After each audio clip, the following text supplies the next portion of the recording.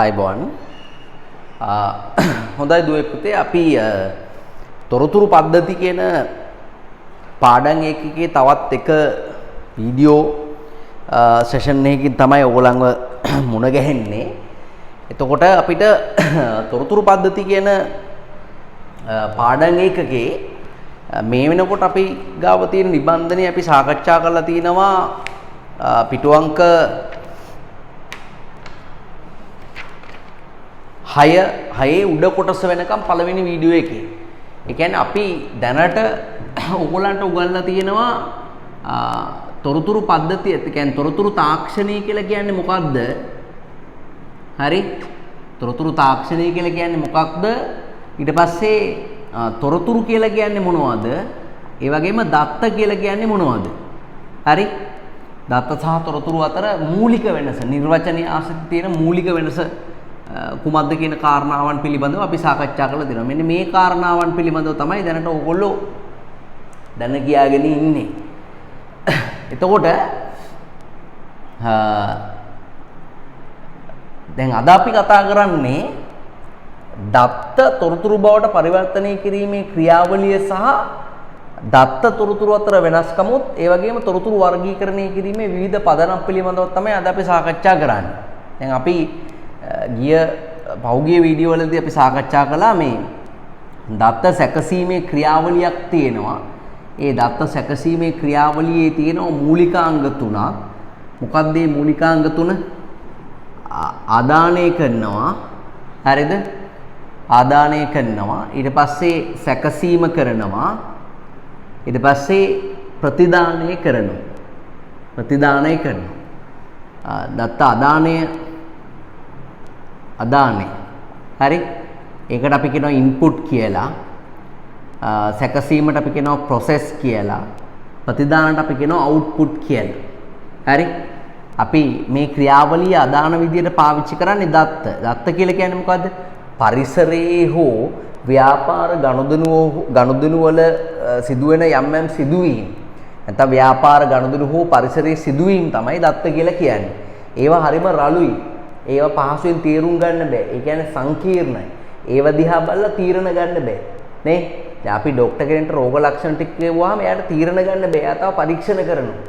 හරි. එයාට ඒ ලැබෙන සිදුවීම් ටිකක් විතරයි. ඒතර මේ දත්ත සැකසීමට වාජනය කළා තමයි ප්‍රතිදාන කියනව ගන්න. ප්‍රතිදානයක් විදිහට තමයි තොරතුරු කියනව ලැබෙන්නේ. කොහොමද අපි මේ දත්ත තොරතුරු බවට පරිවර්තනය කරන්නේ? ඒතර දත්ත සැකසීමේ ක්‍රියාවලියේ පියවර තියෙනවා ප්‍රධාන වශයෙන් 4. ඔයා පටල ගන්න එපා විභාගෙදී. හරි දත්ත සැකසීමේ ක්‍රියාවලියට අයත් මූලිකාංග 3යි තියෙන්නේ. අදාන සැකසීම ප්‍රතිදාන. ඒ වගේම දත්ත සැකසීමේ අධීරයේ පියවර තියෙනවා ප්‍රධාන 4ක්. මොනවාද මේ පියවර 4? එකක් තමයි ලැබෙන දත්ත ටික වර්ග කරන්න ඕනේ. වර්ගීකරණය කරනවා. වර්ගීකරණය කරනවා කියන්නේ පිළිවෙලකට හදා ගන්නවා. කලවම් වෙලා තියෙන දත්ත ටික මොකක් හරි පදනමක් පාවිච්චි කරලා පිළිවෙලකට හදාගන්න නෙමෙයි. කලවම් වෙලා තියෙන දත්ත ටික මොකක් හරි පදනමක් පාවිච්චි කරලා වෙන් කරනවා. ඒ කොටස් වලට වෙන් කරනකොට අපි කියනවා වර්ගීකරණය කියලා. කොටස් වල වෙන් කිරීමට. ඊට පස්සේ වර්ග කරගත්ත ඒවා අපි තේරීම කරනවා. ඒ කියන්නේ පිළිවෙලකට හදනවා. වර්ගීකරණය කරපු ටික පිළිවෙලකට හදනවා. ඒක තමයි තේරීම කියලා කියන්නේ. වර්ගීකරණීය තේරීම ඊළඟට අනිත් එක තමයි පුතා ගණනය කිරීම කරනවා. හරි ගණනය කිරීම කරනවා. වර්ගීකරණය කරනවා, තේරීම කරනවා, ගණනය කිරීම කරනවා. හරි? ඒ වගේම දරුවනේ වර්ගීකරණීය තේරීම ගණනය කිරීම අනිත් එක තමයි සාරාංශ කිරීම. සාරාංශ කිරීමෙන් දැන් ගණනය කිරීමෙදි කරන්නේ මොකක් හරි අඩු කිරීම, වැඩි කිරීම, බෙදීම්, හරි මාතේ මධ්‍යස්ථය වගේ දේවල් ගණනය කිරීම මේවා තමයි කරන්නේ. සාරාංශ කිරීමේදී තීරණ ගන්න පුළුවන් විදිහට සාරාංශ කරලා දෙනවා. දැන් ડોක්ටර් කෙනෙක්ට හම්බෙන රිපෝට් එකේ සමහරට මේ රිපෝට් එකේ අන්තිමට කන්ක්ලූෂන් එකක් වදිනවා. හරි? ඒ කියන්නේ බැක්ටීරියල් මොකක් හරි මේ බලපෑමක් හරි, වෛරස් බලපෑමක් හරි බ්ලඩ් වල ප්ලේට්ලට් අඩුවීමක් හරි මොකක් හරි එක පෙන්눔 කරනවා. ඒතර ડોක්ටර්ට බලලා කියතේ හරි මේ මං හිතපු දේ හරි ඔයාලට ඩෙන්ගු තියෙන්නේ. මං හිතපු දේ හරි ඔයාගේ PCR එක පොසිටිව් තියෙන්නේ. හරි ඒ වගේ එයාට ඒක සාරාංශ කරගත්තාම තීරණ ගන්න ලේසි. එතකොට අපි දැන් අද කතා කරන්නේ මේ දත්ත සකස් කිරීමේ පියවරයන් පිළිබඳව. හරි. ඔයාලා පෙන්නනවා වගේ පිටු අංක 6 බලන්න දත්ත සැකසීමේ ඒක පොඩ අඩුවක් තියෙනවා හදාගන්න. දත්ත සැකසීමේ ක්‍රියාවලිය වෙන්න ඕන. දත්ත සැකසීමේ ක්‍රියාවලිය වෙන්න ඕන. රයිට් බලන්න දත්ත ඒ ආකාරයෙන්ම තීරණ ගැනීම සඳහා භාවිත කරන්න බෑ. ඒවා තේරුම් ගන්නත් අපහසුයි. එබැවින් දත්ත මිනිසාට පහසුවෙන් තේරුම් ගත හැකි වන ආකාරයට සහ ප්‍රයෝජනට ගත හැකි වන ආකාරයට සකස් කළ යුතුය. එම ක්‍රියාවලිය දත්ත සැකසීමේ ක්‍රියාවලිය ලෙස හැඳින්වෙනවා. හරිද? දත්ත සකස් කිරීම මගින් සිදුවන්නේ දත්ත තොරතුරු බවට පරිවර්තනය කිරීම. වෙනත් ආකාරයකට ප්‍රකාශ කරන්නේ නම් තොරතුරු නිෂ්පාදනය වන්නේ දත්ත සකස් කිරීමේ ක්‍රියාවලිය මගින්නේ. උදාහරණ දැන් සුපිරි වෙන සැලකට ඔයා හිතන්නකෝ ඔයා ඉන්ටර්විව් එකට ගියා කියලා හිතන්නකෝ. ඔයා ඉන්ටර්විව් එකකට යනවා සුපර් මාකට් එකක මැනේජර් කෙනෙක් විදියට. ඊට පස්සේ ඔයාට දෙනවා මෙන්න මේ දත්ත ටික. ඔයාට කියනවා මෙන්න මේ හාල් වල විකුණුම් පහුගිය මාසවල හාල් වල විකුණුම් තමයි මේ තියෙන්නේ. පිටොංක 7 උඩ වගුවක් තියෙන්නේ පුතේ. හාල් වල විකුණුම් තමයි තියෙන්නේ. එතකොට මේ හාල් වල විකුණුම් දිහා බලලා ඊළඟ මාසෙට මේ ඩේටාබේස් එකේ ඉවර වෙන මාසෙ නෙමෙයි ඊළඟ මාසෙට ඕන රතු හාල් සහ සුදු හාල් ප්‍රමාණය කියන්න කියලා කියනවා. හරි පුතාලා බලන්න මේ ලබා දෙන ඩේටාබේස් එක ඔයාලට උඩම තියෙන්නේ පිටුවංක 7 උඩම තියෙන ඩේටාබේස් එක බලන්න.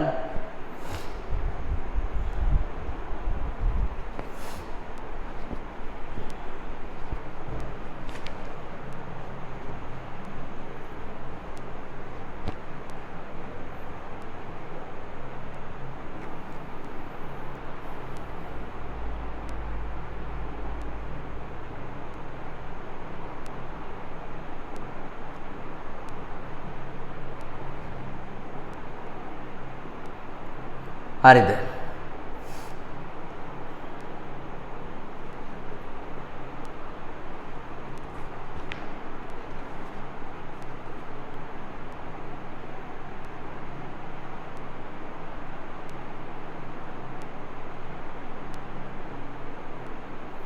right ඔයාලට කියන්න පුළුවන් දේ නම් ඊළඟ මාසෙට අවශ්‍ය කරන මේ හාල් ප්‍රමාණය කොච්චරද කියලා ඔයාලට කියන්න පුළුවන්ද? බෑ. මොකද මේ කලවම් වෙලා තියෙන්නේ. එහෙනම් මේ කලවම් වෙච්ච දේවල් ටික අපි වර්ග කරලා තෝරලා ගණනය කරලා සාරාංශ කිරීම කියන එක කරන්න ඕනේ. නේ? ඉස්සෙල්ලා අපි වර්ග කරමු. එන වර්ගීකරණය කරනවා කියලා කියන්නේ මොකද්ද? මේවා මොකක් හරි පදනමක් පාවිච්චි කරලා බෙදනවා. එක්කෝ මාස ගණන් වලට බෙදන්න පුළුවන්. එහෙම නැත්නම් රතු සුදු කියලා වර්ග වෙලා තියෙනවනේ. ඒතර අපි රතු හාල් ටික වෙනම ලියා ගන්නවා, සුදු හාල් ටික වෙනම ලියා ගන්නවා. ඒ මාසවල රතු හාල් ටික වෙනම ලියනවා. මේ තියෙන පිළිවෙලටම සුදු හාල් ටික වෙනම ලියනවා. දැන් ඔයා බලන්න මේ මැයි මාසේ රතු සුදු, ජනවාරි වල රතු සුදු, අප්‍රේල් වල රතු සුදු එහෙම වර්ග කරලා තියෙනවා. අපි ඉස්සර ලියමු වර්ගීකරණය කියන්නේ මොකක්ද කියලා මෙහෙම ලියන්නේ. කිසියම් පදනමක් භාවිත කරමින්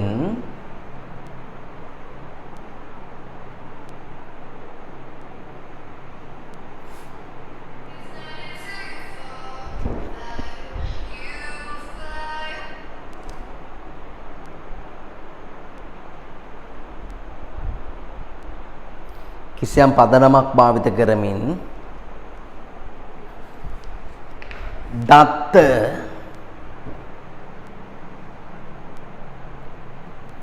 කිසියම් පදනමක් භාවිත කරමින් දත්ත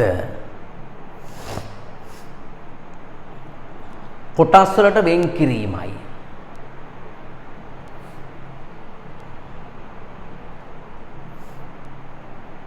කොටස් වලට වෙන් කිරීමයි.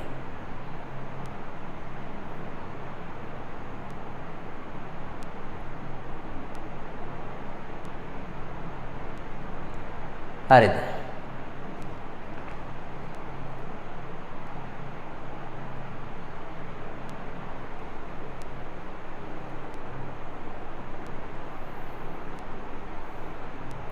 වෙන් කිරීමයි.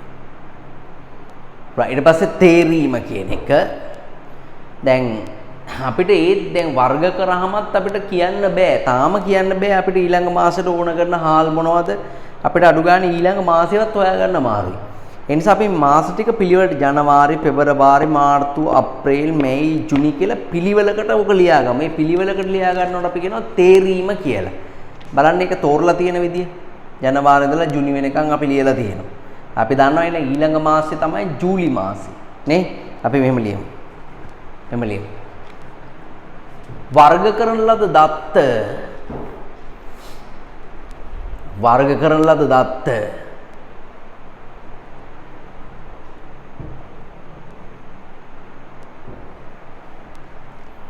වර්ග කරන ලද දත්ත පිළිවෙලකට සැකසීමයි.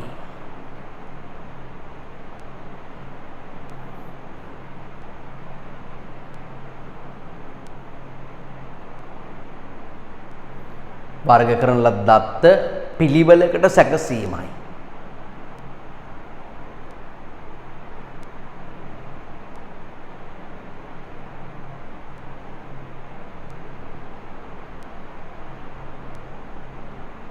පිළිවෙලකට සැකසීමයි.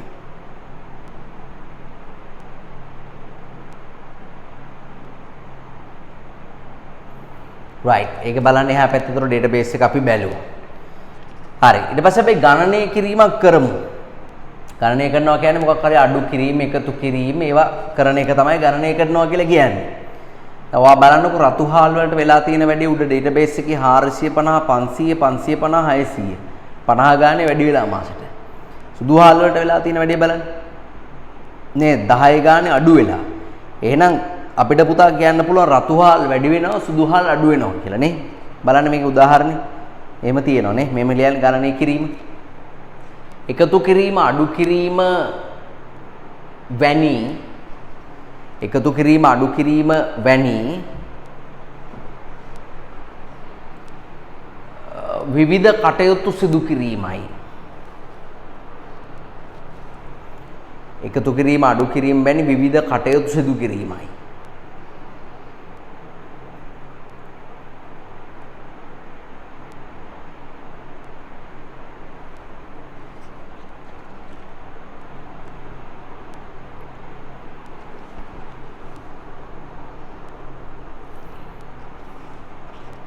හරි බලන්න. ඊට පස්සේ අපි තව හොඳට තීරණ ගන්න පුළුවන් විදිහට සාරාංශ කරලා දීලා තියෙනවා බලන්න පුතේ. රතු හාල් සුදු හාල් කියලා තියෙනවා. මාසික වර්ධනයේ රතු හාල් වල 50යි සුදු හාල් වල 10යි. දැන් ඔයාලට පාසෙන් තීරණ ගන්න පුළුවන්. ඊළඟ මාසේ ජුනිනේ රතු හාල් 700ත් ජූලිනේ. ජුනි මාසේ 700යි නම් ජූලි මාසේ කීයද? 750යි. සුදු හාල් 450යි නම් අඩු කරනවා 10ක් කීයද? 440යි. නේ අපිට දැන් ওই මැනුවල් කරන වැඩේ තමයි අපි කම්පියුටර් එකකින් කරන්න ටක් ගාලා. ওই data ටික දුන්නාම කම්පියුටර් ටක් ගාලා තප්පරින් ගණනය කරලා කියනවා. අපිට මේවා මැනුවල් කරන්න ගියාම වැඩි වෙලාවක් අනිවාර්යෙන්ම යනවා. හරි. right. එහෙනම් ලියමු අපි සාරාංශකරණය කියන එක මෙහෙම ලියන්න.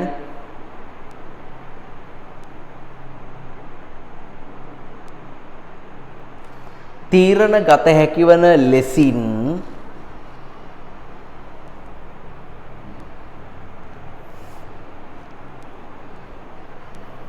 තීරණ ගත හැකිවන ලෙසින්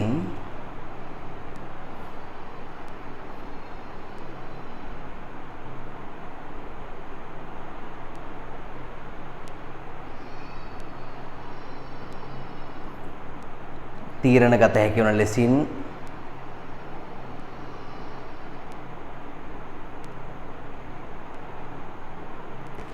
දත්ත කෙටි කර දැක්වීමයි. දත්ත කෙටි කර දැක්වීමයි.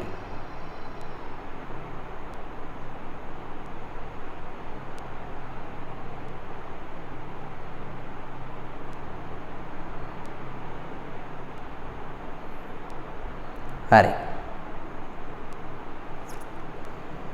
හරි. එතකොට දැන් ඊට පස්සේ ඊළඟ පිටුවේ අපිට දකින්න පුළුවන් දත්ත ගලාගෙන ඒම සහ ඒවා ගබඩා කිරීම සැකසීම සහ වෙනත් පාර්ශ්වයකට සංනිවේදනය කිරීම සිද්ධ වෙන විදිහ පිළිබඳව තියෙනවා chart එකක්. දත්ත ගලාගෙන යනවා පුතේ අභ්‍යන්තරව සහ බාහිරව. ඒ කියන්නේ ව්‍යාපාරය ඇතුළෙනුත් දත්ත ගලාගෙන යනවා පිටුනුත් ගලාගෙන යනවා. දැන් ආයතනයේ විකුණුම් වාර්තා, ලෙජර් පොත්, සේවක පැමිණීමේ සටහන් වගේ දේවල් ඒව ඇවිල්ලා ආයතන ඇතුළේ තියෙන දේවල්. දැන් මහ බැංකු වාර්තාව වෙන තරංකරුවන්ගේ විකුණුම් වාර්තා, පුවත්පත්, අන්තර්ජාලය වගේ දේවල් බාහිර දේවල්. ඒ හැමතැනින්ම එකතු කරගන්න දත්ත ටික අපි මක් කරනවද? රැස් කරලා ගබඩා කරලා තියා ගන්නවා. හරි? අපි රැස් කරනවා ගබඩා කරනවා. ඊට පස්සේ දැන් බලන්න මේ දත්ත ගලාගෙන යනවා අභ්‍යන්තර සහ බාහිර මූලාශ්‍ර වලින්. ඒවා එක් රැස් කරනවා, ඒවා ගබඩා කරනවා. හරි ඊට පස්සේ ඒවා සැකසීමට භාජනය කරනවා. සැකසනවා කියන්නේ මොකද්ද? ඒවා අර වගේ අර ඒක ගොඩේ තියෙන දත්ත ටික වර්ග කරනවා, තෝරනවා, ගණනය කරනවා, සාරාංශ කරනවා. ඒතකොට අපි නිර්මාණය කර ගන්නවා තොරතුරු. ඊට පස්සේ මේ තොරතුරුත් අපි ගබඩා කරලා තියාගෙන අවශ්‍ය වුණාම අවශ්‍ය පාර්ශ්වයට අපි සංනිවේදනය කරනවා. ඒක තමයි දත්ත සැකසීමේ සම්පූර්ණ ෆ්ලෝ එක. ගලා යාම කියන එක. හරි? ඒක තමයි ඔය ඕකේ තියෙන්නේ. රයිට්. දැන් ව්‍යාපාර ආයතනය ක්‍රැෂ් කරගන්න දත්ත එලෙසින්ම පාවිච්චි කරන්න බෑ. දත්ත එලෙසින්ම පාවිච්චි කරන්න බැරියි. දත්ත රළු ස්වභාවයකින් යුක්තයි. දත්ත විශ්වාසනීයභාවයෙන් සහ වළංගුතාවය අතින් අඩුයි. නේද? දත්ත හරිම රළුයි. තීරණ ගන්න කෙලින්ම පාවිච්චි කරන්න බෑ. ඒ නිසා ඒ අපි හොයාගන්න දත්ත එලෙසින්ම පාවිච්චි කරන්න නැතුව අපි තොරතුරු බවට පරිවර්තනය කරනවා. අනිත් එක අපි රැස් කරගන්න දත්ත අදාළ නොවෙන්නත් පුළුවන්. අපි දත්ත ඉල්ලනකොට සෑහෙන්න එනවා. ඒවෙන් අපි අදාළ දේවල් විතරයි පාවිච්චි කරන්නේ. දැන් රෝග ලක්ෂණ සහ රෝගවල නිදානේ රෝග නිදානේ කියනකොට ළමයි මේ සමහර මිනිස්සු ඉන්නවා නිදානට අරක් ගත්ත බහිරවය වගේ ඉතිහාසෙ ඉඳන්ම කියනවා. හරි තමන්ට මේ තියෙනවා නම් ෂේ රෝගේ තමන්ගේ මීමුත්තගේ ෂේ රෝගේ ගැනත් කියනවා සමහර අය. ඉතින් ඒතර දොස්තරට ඒවා වැඩි අදාළත් නෑ සමහරලාට. හරි පරම්පරාවේ කාට තිබ්බද කියලා අහනවා.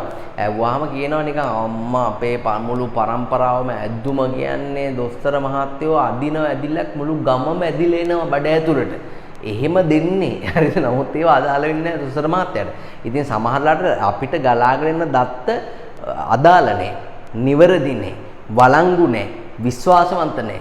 හරි තේරුම් ගන්න බෑ. ඉතින් ඒ නිසා අපි දත්ත විදියට පාවිච්චි කරන්නේ නැතුව ඒවා මේ විදියට වර්ග කළා, තෝරලා, ගණනය කළා, සාරාංශ කළා අපිට ඕන විදියට තොරතුරු විදියට නිර්මාණය කර ගන්නවා. හරි බලන්න. ව්‍යාපාර ආයතනයක් රැස් කරගන්න දත්ත වෙන්න ඕනේ. ඒක ගත්ත කියලා තියෙන්නේ. බලන්න ව්‍යාපාර ආයතනයක් රැස් කරගන්න දත්ත එලසින්ම භාවිත නොකිරීමට හේතු. ඒක ලියා ගන්න. ඒක මිස්සලා තියෙන්නේ. ව්‍යාපාර ආයතනයක් රැස් කරගන්න දත්ත එලසින්ම භාවිත නොකිරීමට හේතු. එලසින්ම භාවිත නොකිරීමට හේතු.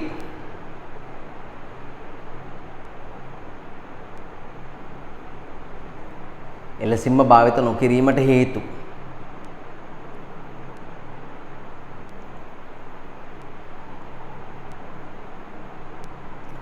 හරි බලන්න. කලමනාකරන තීරණ ගැනීම සඳහා සෑම විටම දත්ත ප්‍රයෝජනයට ගන්න බෑ. හරි? ඒක එකක්.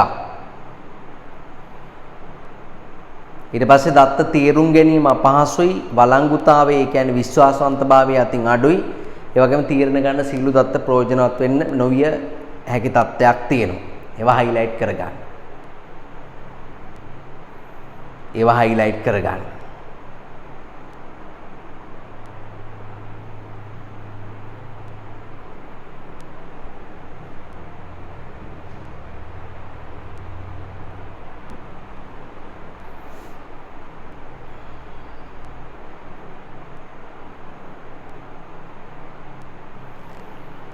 right ඊට පස්සේ අහනවා දත්තවල විවිධ ස්වරූපයන් තියෙනවා නැත්නම් දත්ත ඉදිරිපත් කරන ආකාර මොනවද කියලා අහනවා. දැන් අපි එකතු කරගන්න දත්ත අපිට මුණ ගැහෙන දත්ත පුතා එක එක ස්වරූපවල ඒවා තියෙනවා. රූපමය දත්ත තියෙනවා. සංඛ්‍යාමය දත්ත තියෙනවා.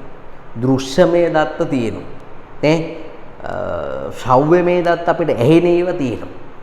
දැන් කවුරු හරි එහා පැත්තේ එහා කාමරේ අපිට කතා කරනවා ඇහෙනවා. හරි? නමුත් අපිට ඇහෙන දෙයින් අපි තීරණ ගන්නවා සමහර වෙලාවට. දැන් මිනිස්සෙක් ඉන්නවලු එක්තරා තැනක බස් එකේ නගින්න එයාට ඇහෙනවලු එතන තියෙනවා බිල්ඩින් එකක් කාමරයක් කඩ කාමරයක් වගේ එකක් ඇතුලෙන් ඇහෙනවලු එයාට. හරි? එකපාරට ඇහෙනවලු එයාට මෙහෙම ඇහෙනවලු. අත කපපන්. මිනිහා දැන් බලනවලු ලිලින. කකුල කපපන්. ආයි අර මිනිහා කලබල වෙලාලු. කකුල් දෙක මැද්දෙන් කපපන්. හරි ඉන හරියෙන් කපපන්. උන්නෝම ඇහෙනවලු. මේ මිනිහා ඇත්තවල හරි කවුරු හරි මිනිහෙක්ව ගෙනල්ලා ඇතුලේ තියාගෙන අතපය කපනවා තමයි කියලා 119 ගහලා පොලිසියට කිව්වල මේම අතපය කපනවා කියලා. පොලිස් ජීප් එක පිඹගෙන ආවිල්ලා කෙලිම දොරවල් කඩාගෙන ඇතුලට ගිහිල්ලා තියෙනවා. ඇතුලට ගියාම තමයි දැකලා තියෙන්නේ මේ ටේලර් ෂොප් එකක්. මාරය 11ට 12ට හදිසි ඕඩර් එකක් දෙනවා. මහත්තයෝ අපි මිනි මරන්නේ මේ හදිසි ඕඩර් එකකට මේ හෙට වෙඩින් එක මේ මනුස්සයාට මේ හදිසි වෙලා අපි ඕඩරේ බාරගත්තා මේ වෙඩින් සූට් එක මහනවා අත කපනවා කකුල කපනවා කියලා කියන්නේ මේ කෝට් එක කපනවා වෙන මුකුත් නෙමෙයි පොලිසියෙන් ඒගොල්ලෝ අර මිනිහා විතින් ගහන්න කියලා ඒ මිනිහා දුවලත් ඉවරයිලු ඒකනේ අපිට දත්ත දිහා බලලා තීරණ ගන්න බෑ කියන්නේ අපිට පුළුවන් දත්ත දිහා බලලා තීරණ ගන්න ඒක දත්තයක් නේ අපිට ඇහිච්ච දේ ඒ ශ්‍රව්‍යමය දත්තෙමුත් අපි කොහොමද තීරණ ගන්නේ ඔන්න අපිට පෙනුණා නම් කමන්නේ. දැන් මට තව උදාහරණ දෙත හැකි. ඒ කියන්නේ පෙනිලා ඇහිලා ළමයි ඒ ගොඩක එකතුවක් තමයි තීරණ ගැනීමක් කියලා කියන්නේ. පේන දේිනුත් තීරණ ගන්න නරකයි. සමහර අපිට පේන දේවල් නෙමෙයි මේ ඇත්ත. තේරෙනවද? හරි. අපි එහෙනම් දත්තල ස්වරූපය එනන් ලියමු. මෙම ලියන්න. පළවෙනි එක රූපමය දත්ත. රූපමය දත්ත. උදාහරණ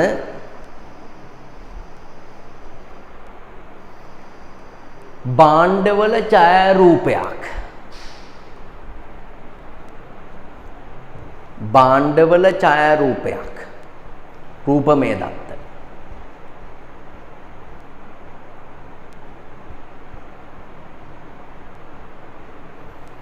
ඒ වගේම සංඛ්‍යාමය දත්ත. සංඛ්‍යාමය දත්ත. උදාහරණ භාණ්ඩවල මිල ගණන්. සංඛ්‍යාමය දත්ත භාණ්ඩවල මිල ගණන්.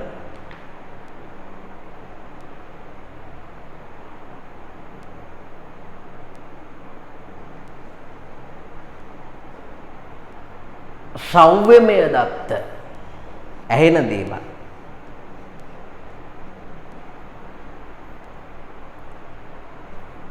උදාහරණ ගීත ඛණ්ඩයක්. ශ්‍රව්‍යමය දත්තයක් ගීත ඛණ්ඩයක්.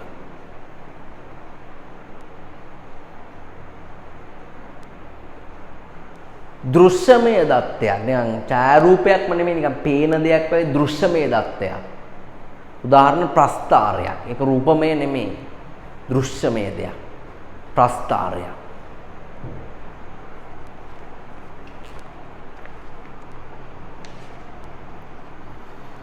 right. ඊට පස්සේ පිටුවංක 10 පෙන්නන්න දත්ත රැස් කරන්න පාවිච්චි කරන්න පුළුවන් විවිධ ක්‍රම අපෙන් අහනවා. දත්ත ඉතින් අපිට කියවලා රැස් කරන්න පුළුවන්. ගණනය කළ රැස් කරන්න පුළුවන්. බර තැබලා රැස් කරන්න පුළුවන්. මැන බල රැස් කරන්න පුළුවන්. ඕක පුතා ටියුට් එකේ එක තැනක තියෙනවා. ඔය යන්න පිටුවංක 6ට. පිටුවංක 6 තියෙනනේ දත්ත රැස් කළ හැකි ආකාර මොනවද කියලා. දත් එතන දාන්න තරුතුණකුත් දාන්න එක විභාගයට ඉලක්කයි ආ. හොඳට තරුතුණක් දාලා මාක් කරගන්න. දත්ත රැස් කරගන්න පුළුවන් ආකාර. ඔය තියෙන්නේ කියවීමෙන් නිරීක්ෂණය බලන් ඉඳලා පුළුවන්. ගණනය කළා පුළුවන්. මැන බලලා පුළුවන්. සැක කළා බර තියලා එහෙම පුළුවන්. එතකොට ඔයා එතන පිටුවංක 10ට ඇවිල්ලා දත්ත රැස් කිරීමට භාවිත කළ හැකි විවිධ ක්‍රම මොනවද කියලා අහනවා නේද? එතන ලියන්න පිටුවංක 6 බලන්න කියලා. එතන තියෙන උත්තරය. ආයි ලියන්න ඕනේ නැහැ. පිටුවංක 6 බලන්න. පිටුවංක 6 බලන්න. ඊට පස්සේ අපි අහනවා දත්ත හා තොරතුරු අතර වෙනස්කම් සඳහන් කරන්න කියලා. දත්ත එක පැත්තක තියෙනවා තොරතුරු අනිත් පැත්තේ තියෙනවා. දත්ත එක පැත්තක තියෙනවා තොරතුරු අනිත් පැත්තේ තියෙනවා. හරිද? right. අපි නම් වෙනස්කම් ලියමු. දත්ත ලියන්නේ. මෙහෙම ලියන්න.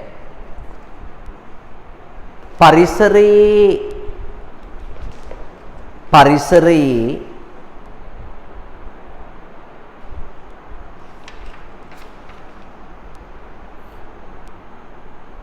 හෝ සංවිධානයේ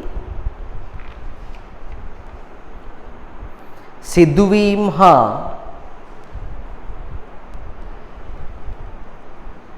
ව්‍යාපාර ගනුදෙනු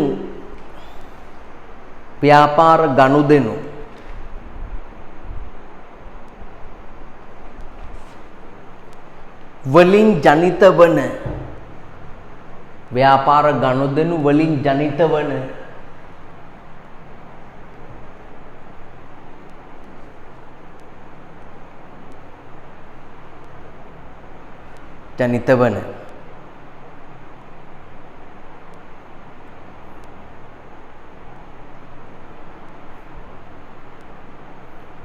මූලික සිදුවීම්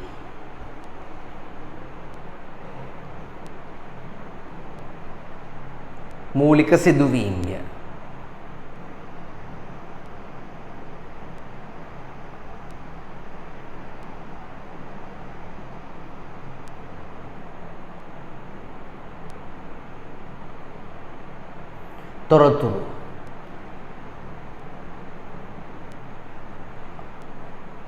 ප්‍රයෝජනයට ගත හැකි වෙන ලෙස හා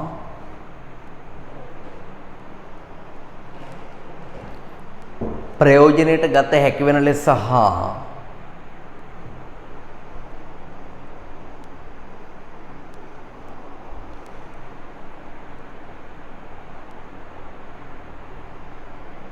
ප්‍රයෝජනයට ගත හැකි වෙන ලෙස හා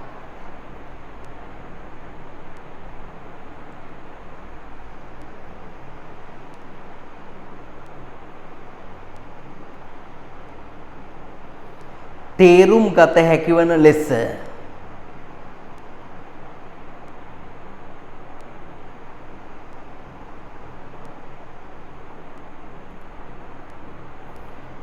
තේරුම් ගත හැකි වන ලෙස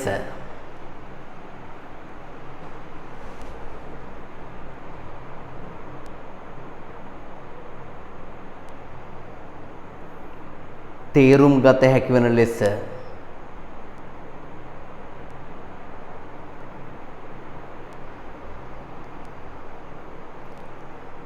සකස් කළ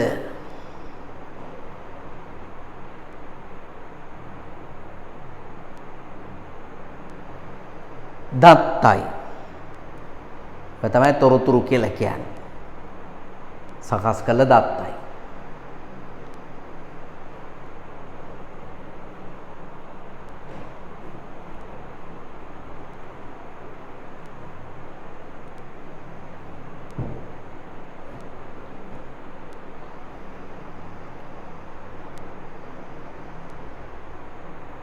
දත්ත පැත්ත ලියන්න. අමුද්‍රව්‍යකි. අමුද්‍රව්‍යයක්. වරහන් දතුල දාන්න යෙදවුමකි කියලා. අමුද්‍රව්‍යකි නැත්නම් වරහන් දතුල දාන්න යෙදවුමකි කියලා. තොරතුරු පැත්තේ නිමිද්‍රව්‍යකි. වරහන් දතුල නිමවුමකි. නිමිද්‍රව්‍යකි. වරහන් තුල නිමවුමකි.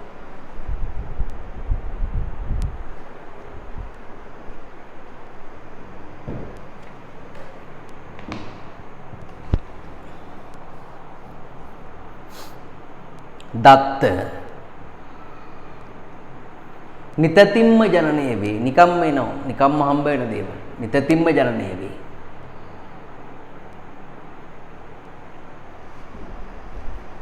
තොරතුරු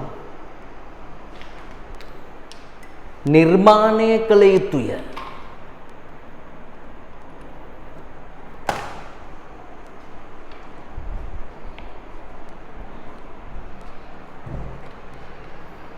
නිර්මාණය කළ යුතුය.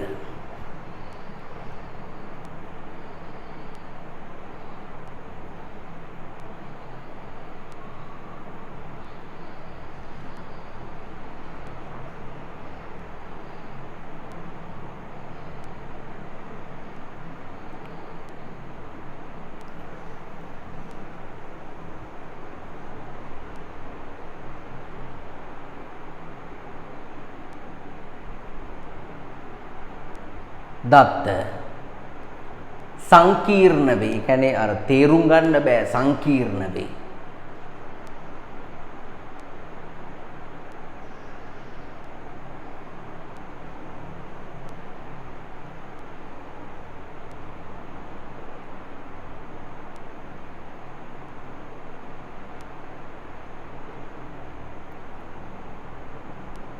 අනිත් පැත්තේ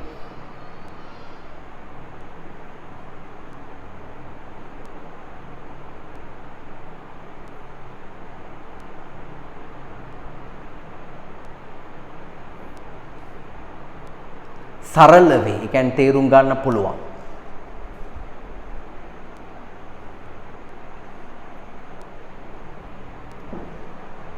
දත්ත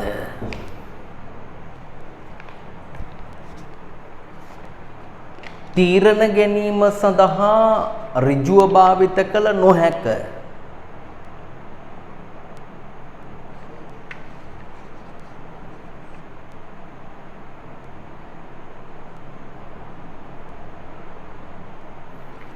තීරණ ගැනීම සඳහා ඍජුව භාවිත කළ නොහැක.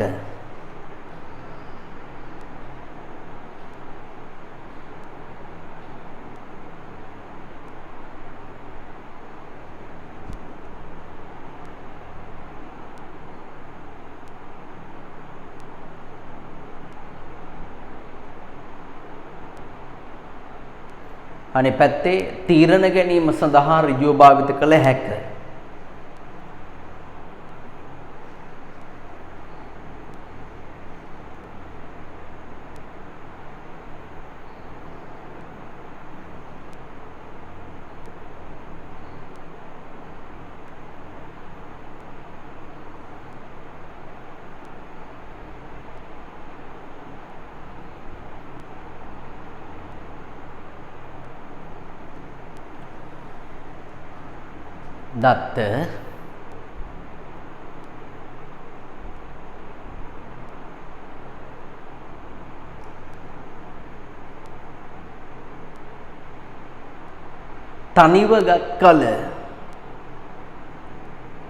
දත්ත තනිව ගත් කල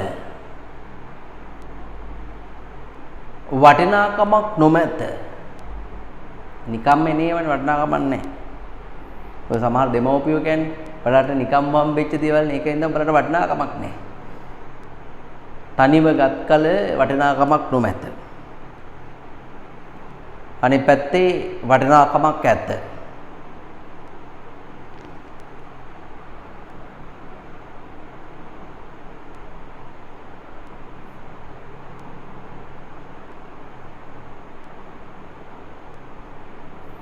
හරිද? ඔන්න ඔය වගේ වෙනස්කම් ওই දෙකේ තියෙනවා. ඊට පස්සේ පුතාලා 10 11 ප්‍රශ්න දෙක කරන්න බලන්න. 10 11 ප්‍රශ්න දෙක කරන්න බලන්න.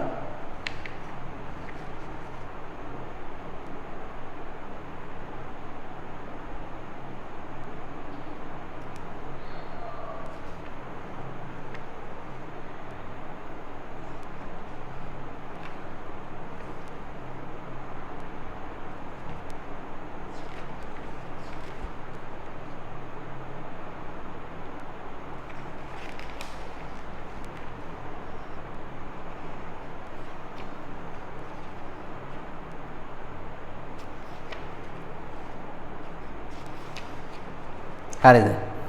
තොරතුරු යනු උත්තරේ 4. දැනුම සමාජයක වඩා වැදගත්ම සම්පත වෙන්නේ මොකද්ද? තොරතුරු. හරි. ඊට පස්සේ ඊළඟ මාතෘකාව 11 වෙනි පිටුවේ පුතේ දත්ත සැකසීමේ තාක්ෂණයන් වෙන්න ඕනේ. ඒක හදන්න. දත්ත සැකසීමේ තාක්ෂණයන්.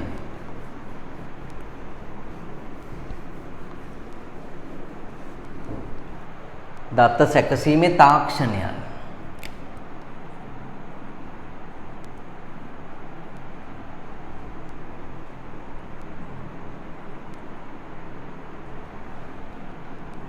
දැන් මම පළවෙනි වීඩියෝ එකේ පුතාලට පැහැදිලිව කිව්වා මේ තොරතුරු තාක්ෂණය කියන්නේ මේ අද ඊයේ ඇතිවෙච්ච එකක් නෙමෙයි. මිනිසා මේ ලෝකෙට ඉපදෙච්ච දවස් නම තොරතුරු තාක්ෂණය කියන එක තියෙනවා. වෙනස අපි දත්ත තොරතුරු බවට පරිවර්තනය කරන්න පාවිච්චි කරන තාක්ෂණයන්ගේ තමයි වෙනස තියෙන්නේ. තේරෙනවද? මේ දත්ත තොරතුරු බවට පරිවර්තනය කරන්න අපි කුමන තාක්ෂණයක්ද භාවිත කරන්නේ කියනා වූ කාරණේ මත තමයි මේක වෙනස් වෙලා තියෙන්නේ.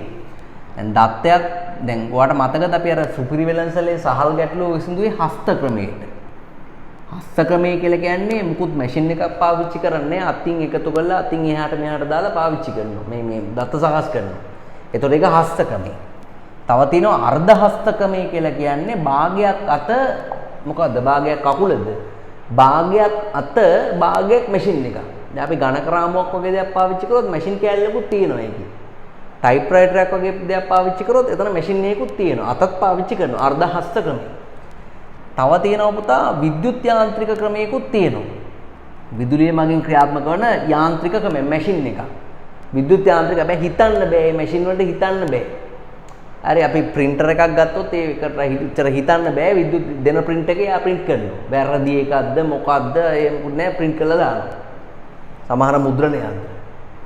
හරි දැන් සමහර පේපර් කටර් එකක් වගේ දෙයක් විද්‍යුත් යාන්ත්‍රික ක්‍රමයක්. කඩදාසිය කපන එක.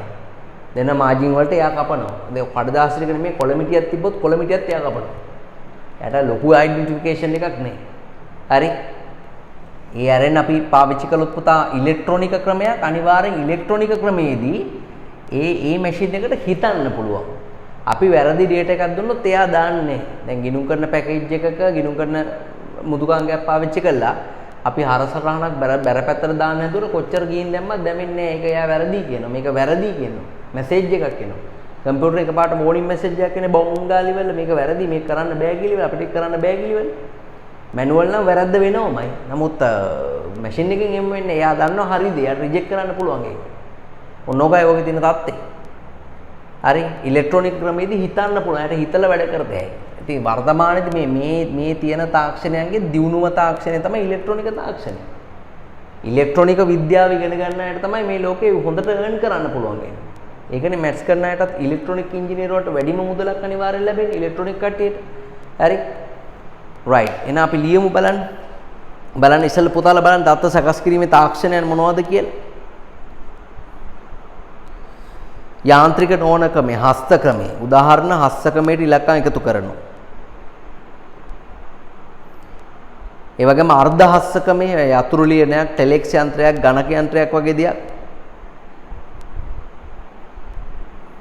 හරි. විද්‍යුත් යාන්ත්‍රික ක්‍රමයේ විද්‍යුත් යාන්ත්‍රික ක්‍රමයකට උදාහරණයක් විදුලි පරිගණකයක් නොවන යන්ත්‍රයක්. උදාහරණයක් කෑෂ් රෙජිස්ටර් එකක්. කඩේක තියෙන මුදල් ලැයකම යන්ත්‍රයක්. ඒක කම්පියුටරයක් නෙමෙයි. ඉලෙක්ට්‍රොනික එකකට උදාහරණයක් තමයි පුතා පරිගණකය කියලා ලියන්නේ. මුදල් ලැයකම යන්ත්‍රේ වැරදිලා තියෙන කපලා පරිගණකය කියලා ලියන්නේ. මුදල් ලැයකම යන්ත්‍රය කියන එක වැරදිලා තියෙන්නේ. එතන කපලා පරිගණකය කියලා ලියන්නේ.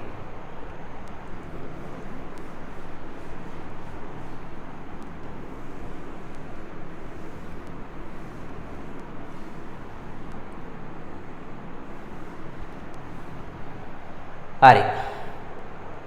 එවන අපි ඊළඟ මාතෘකාවට යමු. අපේ ඊළඟ මාතෘකාව තමයි හොඳ තොරතුරක ලක්ෂණ. හරි. යම්කිසි තොරතුරක් හොඳ තොරතුරක් වෙන්න මෙන්න මේ ලක්ෂණ ටික තියෙන්න ඕනේ. ඒක අනිවාර්යෙන් පුතේ නිවැරදිභාවයේ තියෙන්න ඕනේ. ඇකියුරසි එක තියෙන්න ඕනේ. තොරතුරු නිවැරදි වෙන්න ඕනේ. දැන් පොලිසිය කසිප්පු තිප්පොලකට පයින්නේ ඒ තොරතුරු වල නිවැරදිභාවය තහවුරු කරගත්තාම යම් තාක් දුරකට හරියි. ගින් අහන්නේ මේ මෙතන කසිප්පු පෙරනවා කියලා අපිට ඔත්තුවක් ආව මේ ඒ තැනද කියලා අහන්නේ. අමංගේ උපාය දූතේ යොදවල බලනවා මේ ප්ලේස් එක හරියද මේ කියන කතාව ඇත්තද? ගණිකා මට කරනවා නම් ඒකට කවුරු හරි පොලිස් නිලධාරියෙක් යවනවා. අල්ලි දීලා. එයා ඉන්ෆර්මේෂන් දෙනවා මෙහෙම මේක ඇත්ත මේ මෙතන මෙහෙම වෙනවා. යුවා මෙතනට යන්න. තොරතුරක නිවැරදිභාවය කියන එක වැදගත්. ඒ වගේම යාවත්කාලීනභාවය අප්ඩේට් වෙන්න ඕනේ. යාවත්කාලීන වෙන්න ඕනේ. මහ බැංකු වාර්තාවේ තියෙනුනේ යාවත්ක අප්ඩේට් වෙච්ච ඒවා. ඒ කියන්නේ මේ අවුරුද්දක් ඇතුළත ඔයා රස්සාවකට ඉදිරිපත් කරන බයෝඩේටා එක අප්ඩේට් වෙලා තියෙනවා. ඒකට දාන ෆොටෝ එක පොඩි කාලේ ෆොටෝ එකක් නෙමෙයි චූටි කාලේ දන ගන්න ෆොටෝ එකක් දාලා මේ දානවා මේ බයෝඩේටා එක. බයෝඩේටා එකේ ඔක්කොම තියෙන ඩිග්‍රිය මාස්ටර්ස් ඔක්කොම තියෙනවා. ෆොටෝ එකක් දාන්න කියන එකට තියෙනවා චූටි කාලේ බයිසිකලයක් පදින එක. නැත්තම් අර යන්තක් කොන්ද උස්සනකොට ගහන්නේ අර උඩුකය නිරුවත්ත ෆොටෝ එකක් දාලා මේ පොඩි ළමෙක්. එහෙම බෑ යාවත්කාලින වෙන්න ඕනේ. ඒ වගේම අනිත් එක තමයි පුතා ආර්ථික භාවය. ආර්ථික භාවය කියලා කියන්නේ තොරතුරු නිර්මාණය කරගන්න යන පිරිවැයට වඩා ප්‍රතිලාභ වෙන්න ඕනේ. ගිනුම් ටික හදන්නයි ඔඩිට් කරන්නයි ලක්ෂ 5ක් ගිහිල්ලා ව්‍යාපාරේ ප්‍රොෆිට් එක තියෙන්නේ ලක්ෂයයි. වැඩක් නැහැ නේද කොට? ආර්ථික භාවය කියන එක අනිවාර්යයෙන්ම තියෙන්න ඕනේ. නිවැරදි භාවය, යාවත්කාල භාවය, ආර්ථික භාවය. එතකොට ඊට අමතරව නිවැරදි භාවය, යාවත්කාල භාවය, ආර්ථික භාවය, ඒ වගේම තේරුම් ගත හැකි බව, අන්ඩර්ස්ටෑන්ඩබිලිටි එක, තේරුම් ගත හැකි බව වැදගත්. නේද? ඒ කියන්නේ දැන් ඔය හමුදාවේ හරි නැත්නම් ඔය ආරක්ෂක අංශය හරි මොනවා හරි බැටල් එකකට යනකොට සමහරට සිතියම විතරක් නෙමෙයි ඒක භෞතිකව හදනවා. මේ පොඩි ලෑලි කෑල්ලක් උඩ මෙතන තමයි බංකරේ, මෙතන වතුර ටැංකිය, මෙතන උන්ගේ ඉන්ධන ටැංකිය, මෙතන තමයි මෙහිම මේ එයා ඔයගොල්ලන්ගේ වැවක් වගේ එකක් තියෙනවා. මෙතන කැලෑව, මේ කැලෑවේ තමයි හැංගිලා ඉන්නේ. මෙතනින් යනවා ඔමම තියෙනවා. ඒවා හදලා තියෙනවා, ස්ට්‍රක්චර්ස් හදලා තියෙනවා. ඒක ඒ අනදර නිලධාරිය ඔක්කොටම පෙන්නනවා.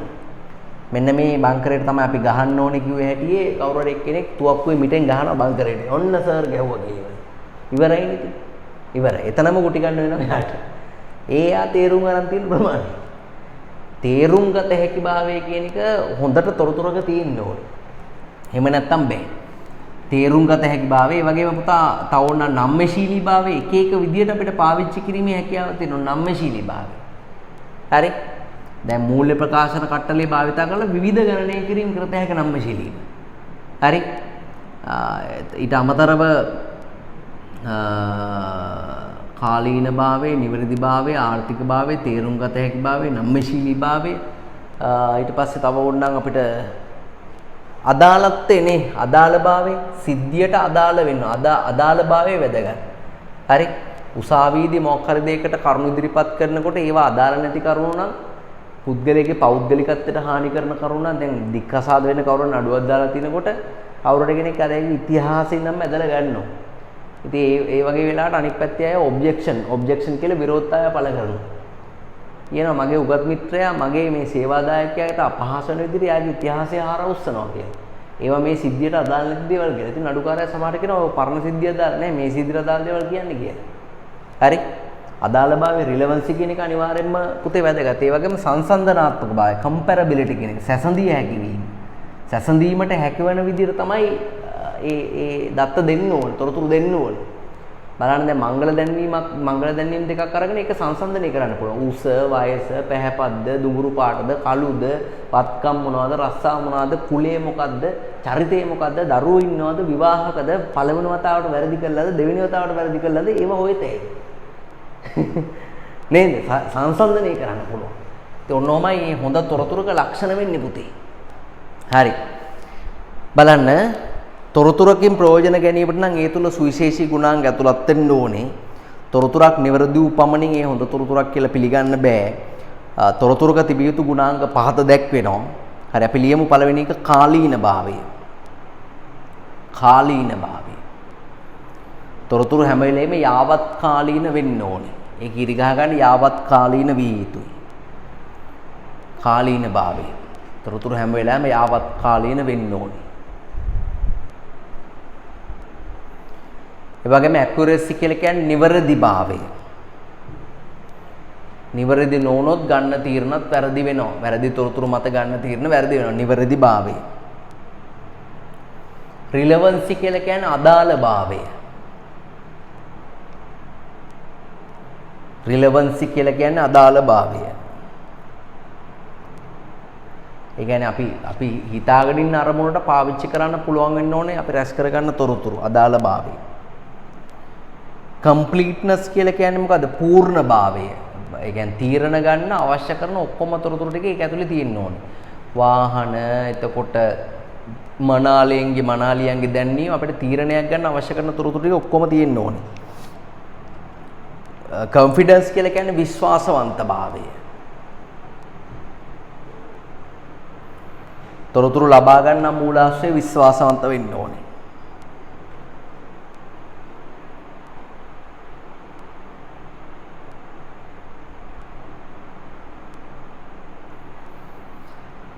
කම්පැරබිලිටි කියලා කියන්නේ සංසන්දනාත්මක භාවය. සැසඳීමේ හැකියාව තියෙන්න ඕනේ. ඒක තමයි සංසන්දනාත්මක භාවය කියලා කියන්නේ.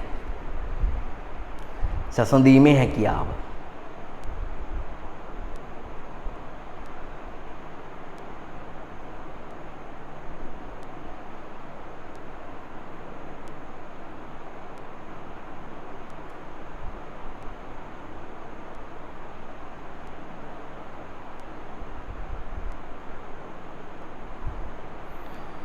ඊට පස්සේ ඉකොනොමි කියලා කියන්නේ ආර්ථික භාවය.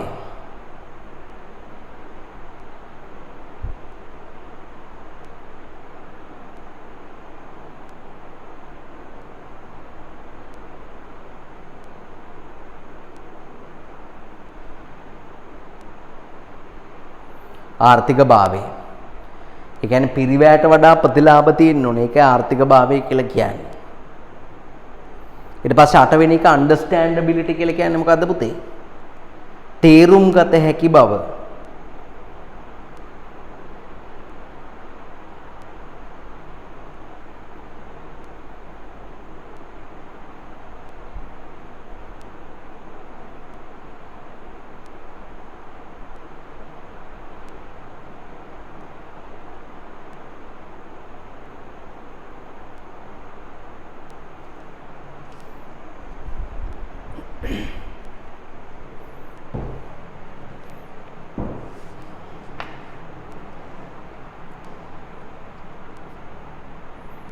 තේරුම් ගත හැකි බව.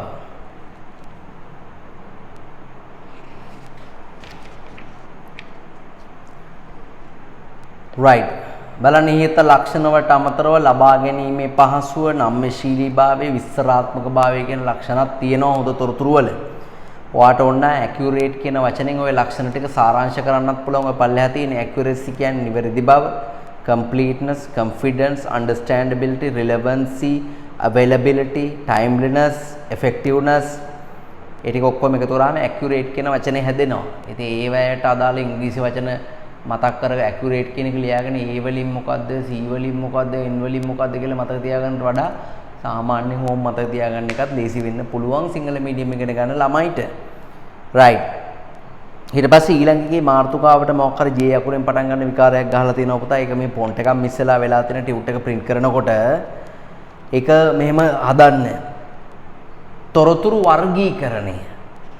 තොරතුරු වර්ගීකරණය.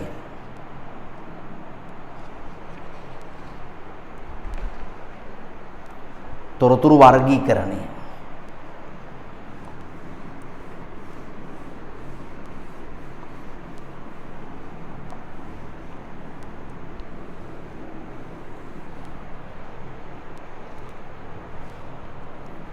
තොරතුරු වර්ගීකරණය. හරි. අපේ මාතෘකාව තොරතුරු වර්ගීකරණය. දැන් දරුවනේ අපිට තොරතුරු වර්ග කරන්න පුළුවන් පදනම් තියෙනවා කීපයක්ම. මේක හරි වැදගත් වෙනවා මේ පාඩමේ ඉස්සරහට. ඇයි අපි තොරතුරු වර්ග කරන්න කියන එක අපිට වැදගත් ඒ පාඩමේ ඉස්සරහට. ඒක මම තා පොඩ්ඩකින් පෙන්නන්න. අපිට තොරතුරු වර්ග කරන්න පුළුවන් මූලාශ්‍රය අනුව. මූලාශ්‍රය කියලා කියන්නේ මොකද්ද? අපිට තොරතුරු එන්නේ කොහෙන්ද කියන කාරණේ මත. එක්කෝ අපිට තොරතුරු පුතේ අභ්‍යන්තර මූලාශ්‍ර වලින් ලැබෙනවා. නැත්නම් අපිට පිටින් ලැබෙන බාහිර මූලාශ්‍ර වලින්. අපිට ලැබෙන තොරතුරු ඕනනම් අභ්‍යන්තර බාහිර කියන පදනමෙන් වර්ග කරන්න පුළුවන්. ආයෙත් ලැබෙන තොරතුරු මේවා ඇතුලේ මේවා පිට. එහෙම වර්ග කරන්නත් පුළුවන්. නැත්නම් ස්වභාවය අනුව වර්ග කරන්නත් පුළුවන්. එතකොට කොහොමද? ප්‍රමාණාත්මක තොරතුරු ලැබෙනවා. ගුණාත්මක තොරතුරු ලැබෙනවා. නේ? දැන් ගෑල්ලම එක්කිනෝ ඉස්සර යාළුවා හිටපු අයියා වගේ නෙමෙයි මේ අයියා හරි හොඳයි. සංඛ්‍යාත්මකවම ඉන්න බෑනේ ඒ තොරතුරු ගුණාත්මකයි. අර අයියාගේ උස අඩි 5යි අඟල් 2යි මෙයාගේ උස අඩි 6යි අඟල් 4යි. අන්න ප්‍රමාණාත්මකයි. සංඛ්‍යාත්මකවම අනින්න පුළුවන්. ඒත් අපිට ආයතන ලැබෙන තොරතුරු පුතා සංඛ්‍යාත්මකවම අනින්න පුළුවන් නම් ප්‍රමාණාත්මකයි සංඛ්‍යාත්මකවම අනින්න බැරි නම් ගුණාත්මකයි. ඒ විදිහට පරක් කරතේ. එහෙම නැත්තම් කාලය මත අතීත තොරතුරු ගිය මාසේ විකුණු වර්තමාන තොරතුරු අද දවසේ විකුණු ඒ වගේම අනාගත හෙට විකුණුම් කොයි වගේ වෙයිද ඒ විතරක් පුළුවන්. සම්භාවිතාවයේ මතත් තොරතුරු වර්ග කරන්න පුළුවන්. සම්භාවිතාවයේ මත නියත තොරතුරු අනිවාර්යෙන් සිද්ධ වෙනවා. මාසෙට ලයිට් බිල එන එක නියතයි. හැබැයි ඒකේ ගාන සම්භාවිත ඒ කියන්නේ ඒක ලයිට් බිල අඩු වෙයි කියලා ගිය මාසෙට නම් මේ මාසෙ අඩු වෙයි කියන එක සම්භාවිතාත්මකයි. සම්භාවිතාත්මක තොරතුරු තියෙන. නිකන් ඉංග්‍රීසි පේල් වෙනවා වගේ ළමයි නියතයි. විශ්වවිද්‍යාලයන් එක සම්භාවිතාත්මකයි. ඒ වගේම සිදුවීම අනුව තොරතුරු වර්ග කරන්න පුළුවන්. ඒකාකාරී සිදුවීම් තියෙනවා. දැන් සේවකයෝ වැඩට පැමිණීම ඒකාකාරී සිදුවීමක්. හැබැයි සේවකයෝ ඉවත් වෙලා යන ඒවා ඒකාකාරී නොවන තොරතුරු. එකපාර සේවකයෝ 10ක් විතර අයින් වෙන එක දවසේ. ඒකාකාරී නොවන තොරතුරු. ඒ විදිහට. කලමනාකරන මට්ටම අනුව කලමනාකරන මට්ටම් 3යි ආයතනයක තියෙන්නේ මොනවද? උපක්‍රමික මට්ටමේ ඉහළම මට්ටමේ තොරතුරු තියෙනවා. හරි ඊට පස්සේ උපායීය මට්ටමේ මැද පෙළ මට්ටමේ තොරතුරු තියෙනවා. නැත්නම් මෙහෙයුම් මට්ටමේ තොරතුරු තියෙනවා. මෙහෙයුම් මට්ටමේ තොරතුරු තියෙනවා. හරි ඒ විතර වර්ග කරතේ. IT වල නම් ඇත්තටම කළමනාකරන මට්ටම් 4ක් ආයතනයක තියෙනවා. උපක්‍රමික උපායීය දැනුම මෙහෙයුම් කියලා එන්න ඕන හරිනම්. හරි සිලබස් එකේ නම් එහෙම දාලා නැහැ මේ වර්ගීකරණය විදියට. අර මට්ටම් 4 තියෙනවා. නැත්තේනේ. ඒ සිලබස් එකේ තියෙනවා නමුත් අර වර්ගීකරණෙද නැහැ. කළමනාකරන මොකද IT පාඩමේ විතරයි ඔක 4කට බෙදෙන්නේ. සාමාන්‍යයෙන් ආයතනයක 4කට බෙදෙන්නේ නැහැ. සාමාන්‍යයෙන් ආයතනයක කළමනාකරන මට්ටම් 3යි පුතේ තියෙන්නේ. මොනවද? ඉහළ කළමනාකරණය, මැද පෙළ කළමනාකරණය, පහළ කළමනාකරණය. හරි? IT වලද විතරක් මේ මැද පෙළ කළමනාකරණය කැලි දෙකකට බෙදා ගන්න. ඒක අනිත් කිසිදු මැනේජ්මන්ට් තියරි එකකදී අදාළ වෙන්නේ නැහැ. මේ තොරතුරු වලට විතරයි ඒක අදාළ වෙන්නේ. ඒක නිසා ඒක එච්චර සලකන්න එපා. උපක්‍රමික මට්ටමේ තොරතුරු තියෙනවා, උපායීය මට්ටමේ තොරතුරු තියෙනවා, මෙහෙයුම් මට්ටමේ තොරතුරු තියෙනවා. දැන් උදාහරණයක් විදිහට සේවකයන්ගේ වැඩ පැමිණීම එදිනදා දෙයක් 15 මෙහෙයුම් මට්ටමේ තොරතුරක්. මේ මැද පෙළේ ඉන්නේ සාමාන්‍යයෙන් දෙපාර්තමේන්තු ප්‍රධාන ඉන්නේ. ඒ කියන්නේ නිෂ්පාදන අලෙවි මූල්‍ය මානව සම්පත් කළමනාකරුවෝ. මාසික අලවිය කියන එක මැද පෙළ කළමනාකරුවෝ පාවිච්චි කරන උපායීය තොරතුරක්. නමුත් සමස්ත ආයතනය ගැනම තීරණ ගන්න ඉහළ අය පාවිච්චි කරන තොරතුරක් අයවැය වගේ දෙයක් නේ. ආයතනයේ අයවැය අනාගත අයවැයක් වගේ දෙයක් ඒක උපක්‍රමික මට්ටමේ තොරතුරක්. ඒ විදිහට තියෙන තොරතුරු වර්ග කරලා තියෙනවා. ආයතනයක තියෙන තොරතුරු මේ ඕනම පදනමක් කරගෙන වර්ග කරන්න පුළුවන්. එහෙම නැත්නම් කළමනාකරන සීතය අනුවත් වර්ග කරන්න පුළුවන්. කළමනාකරන වැඩේ අනුව. ඒතර අලෙවි තොරතුරු තියෙනවා, මූල්‍ය තොරතුරු තියෙනවා, මානව සම්පත් තොරතුරු තියෙනවා, නිෂ්පාදන තොරතුරු තියෙනවා. දැන් ආයතනයක නිෂ්පාදන පිරිවැය 10000යි නම් ඒක නිෂ්පාදන තොරතුරක්. සේවක වැඩ පැමිණීම 80%යි නම් මානව සම්පත් තොරතුරක්. ආයතනයේ ප්‍රොෆිට් එක 15%යි නම් මූල්‍ය තොරතුරක්. ආයතනයේ මාසික විකුණුම ඒකක 10000යි නම් ඒක අලෙවි තොරතුරක්. ඒ විදිහට ආයතනයක තියෙන තොරතුරු කළමනාකරන සීතය අනුව බෙදන්න පුළුවන්. මේ තොරතුරු අපිට ඉස්සරහට තීරණ ගන්නකොට වැදගත් වෙනවා. දැන් උදාහරණයක් විදිහට විභාගෙදී අහනවා ඉහළ කළමනාකරුවෝ පාවිච්චි කරන තොරතුරු වල ලක්ෂණ මොනවද කියලා. නිකන් අපෙන් අහනවා ඉහළ කළමනාකරුවෝ නැත්නම් උපක්‍රමික මට්ටමේ කළමනාකරුවෝ භාවිත කරන තොරතුරු වල ලක්ෂණ මොනවද කියලා. එයා වැඩිපුර පාවිච්චි කරන අතීතද වර්තමානද අනාගතද? එයා තීරණ ගන්න එක්කෙනෙක්. අනාගතය ගැන හිතලා එයා අනාගත තොරතුරු එයා පාවිච්චි කරන්නේ. දැන් උදාහරණ මූලාශ්‍රය වශයෙන් ගත්තාම මූලාශ්‍රය වශයෙන් එයාට වැඩිපුර වැදගත් වෙන්නේ අභ්‍යන්තරයේ වඩා බාහිර තොරතුරු. එයා ඉන්නේ පරිසරෙත් එක්ක වැඩිපුරම. ස්වභාවය අනුව ගත්තොත් එයාට වැදගත් වෙන්නේ වැඩිපුර ගුණාත්මක තොරතුරු. සංඛ්‍යාත් එක්ක එයා ඉන්නේ අන්තිම කන්ක්ලූෂන් එකක් නිගමනෙත් එක්ක. කාලය අනුව ගත්තොත් එයාට වැඩිපුර වෙන්නේ අනාගත තොරතුරු වැඩිපුර වැදගත් වෙන්නේ. හරි? සම්භාවිතාවය අනුව ගත්තොත් එයාට වැදගත් වෙන්නේ සම්භාවිතාත්මක තොරතුරු. සිදුවීම අනුව ගත්තොත් එයාට වැදගත් වෙන්නේ ඒකාකාරී නොවන ඒවා. අපි හැමදාම ගිහිල්ලා ආයතනයේ අයිතිකාරට කියන අද සේවකයෝ වැඩට ආවා. වැඩක් නැහැ නේ මේ කියලා. මේ හැමදාම එන එක හැමදාම වෙන දේවල් මේ අපි කියලා වැඩක් නැහැ. දැන් කවුරු කාටරි කියනවා අද ඉරේ පෑවුවා කියලා. වැඩක් නැහැ. ඉහළට වැඩක් නැහැ. සේවකයෝ 10 දෙනෙක් එකපාරට අස්සෙන් හදනවා කියන එක අන්න ඒක ඒගොල්ලන්ට වැදගත්. ඒකාකාරී නොවනේ. මේ විදිහට කවදාකවත් කවුරුත් ඔයාලට කියලා දෙන්නේ නැහැ මේක හොඳේ. මතක තියාගන්න. නිකන් ඔහේ වර්ග කරලා දානවා විතර. ඇයි වර්ග කරන්නේ මොකටද වර්ග කරන්නේ කියන එක ඔයාලට කියලා දෙන්නේ නැහැ. කළමනාකරන මට්ටම අනුව ගත්තාම එයාට වැදගත් වෙන්නේ උපක්‍රමික මට්ටමේ මුළු ආයතනයේටම බලපාන තොරතුරු තමයි එයාට වැදගත් වෙන්නේ. සමස්ත ආයතනෙම බලපාන තොරතුරු. ඒක තමයි උපක්‍රමික තොරතුරු කියලා කියන්නේ. එයා තීරණ ගන්න සමස්ත ආයතනෙම. එයා ආවරණය කරන්නේ සමස්ත ආයතනෙම. එයා ගන්න තීරණයක් කරනකොට මුළු ආයතනෙම බිඳ වැටෙනවා. මැද පෙළ අය එහෙම නෙමෙයි. ඒගොල්ලෝ එක අංශයක් ආවරණය කරන තොරතුරු පාවිච්චි කරන්නේ. 15 එදිනදා වැඩවලට අවශ්‍ය කරන තොරතුරු පාවිච්චි කරන්නේ. හරි. එතකොට ඒ වගේ දේවල්. හරි කළමනාකරන සීතය අනුව ගත්තොත් ඉහළ කළමනාකරුවෝ මේ සියලුම අයගේ තොරතුරු පාවිච්චි කරනවා. නිෂ්පාදන අලෙවි මූල්‍ය මානව සම්පත් අයගේ අවසන් තොරතුරු පාවිච්චි කරනවා. අවසන් තොරතුරු කියලා කියන්නේ මේ මාසේ ලාභේ, මේ මාසේ විකුණුම, මේ මාසේ සේවක පැමිණීම, මේ මාසේ නිෂ්පාදන ධාරිතාවය. අවසන් තොරතුරු තමයි පාවිච්චි කරන්නේ. අද අමුද්‍රව්‍ය කොච්චර පාවිච්චි කළාද කියන එක මෙයාට වැඩක් නැහැ. එයාට මන්ත්ලි ඕ ඇනුවලි දී තමයි එයා බලන්නේ. ඒකයි මේ තොරතුරු වර්ග කරන්නේ. නිකන් අතපය කහනවට නෙමෙයි වර්ග කරන්නේ. හරි බලන්න. මූලාශ්‍රය අනුව තොරතුරු වර්ග කරනවා. එන්න පළවෙනි එක ලියන අභ්‍යන්තර තොරතුරු. ආයතනය තුලින්ම සම්පාදනය කරගන්නේ. ඕවා උදාහරණ කියව ගන්න. අභ්‍යන්තර තොරතුරු.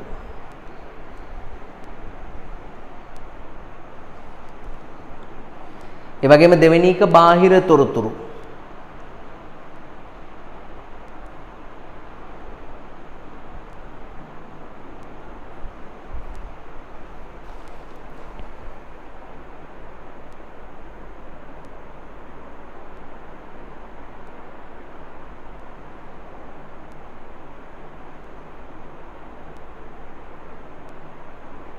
බාහිර තොරතුරු.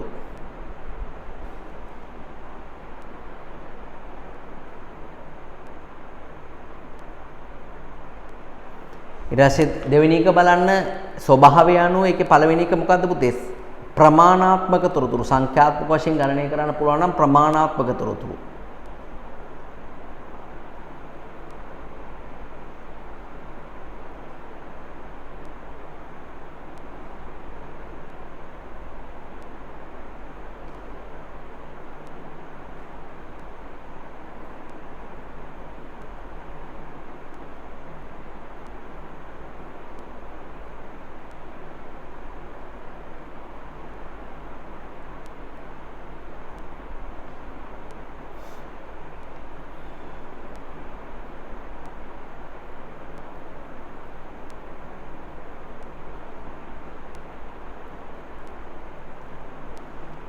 ඊට පස්සේ සංඛ්‍යාත්මක වශයෙන් ගණනය කරන්න බැරි නම් ගුණාත්මක තොරතුරු. දෙවෙනි එක ගුණාත්මක තොරතුරු.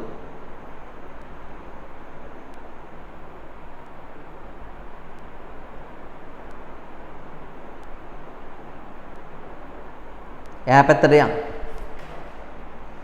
සිදුවීම අනුව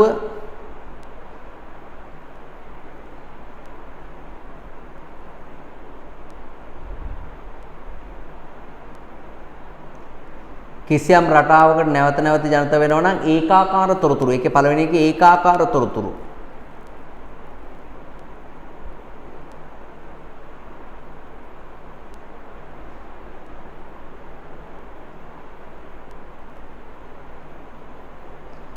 ඒ විශේෂ අවස්ථාවලදී වෙනවා නම් ඒකට කියනවා ඒකාකාරී නොවන තොරතුරු කියලා.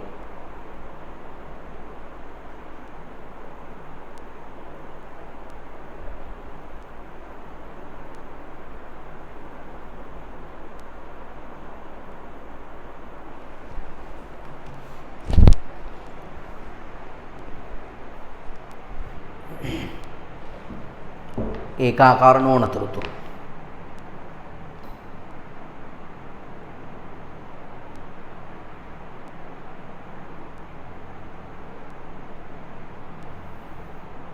right. ඊට පස්සේ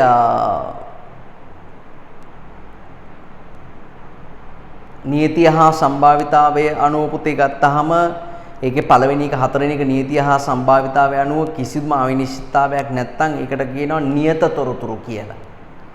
නියත තොරතුරු සිදුවීම් පිළිබඳ කිසිදු අවිනිශ්චිතතාවයක් නැහැ, නියතයි. හැබැයි අවිනිශ්චිතතාවයක් තියෙනවා නම් සම්භාවිතාත්මක තොරතුරු.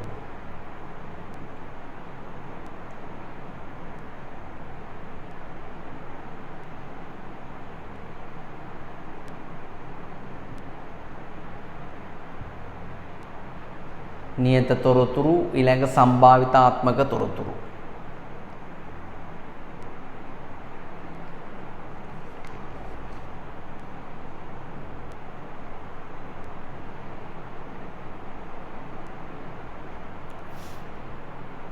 ඊට පස්සේ සමූහගත හා වෙන්කිරීම අනුව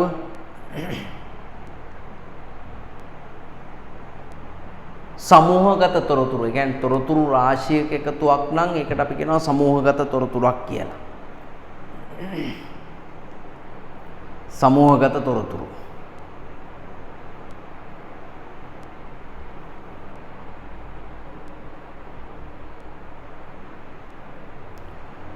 වෙන්වෙන් වශයෙන් දැන් උදාහරණයක් විදිහට ලාභ ගිණුම කියලා කියන්නේ සමූහගත තොරතුරක්.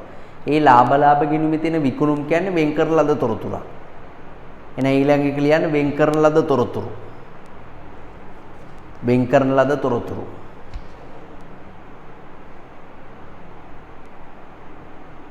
ඒකේ විකුණුම් ලාභ ගිණුම විකුණුම මිලියට ගත්තොත් ඒක වෙන් කරන ලද තොරතුරක්. කළමනාකරන සීතය අනුව මම කිව්වේ නිෂ්පාදන අලෙවි මූල්‍ය මානව සම්පත් තොරතුරු. කළමනාකරන මට්ටම අනුව පුතේ උඩම අය පාවිච්චි කරන්නේ උපක්‍රමික තොරතුරු. උපක්‍රමික තොරතුරු. උපක්‍රමික තොරතුරු.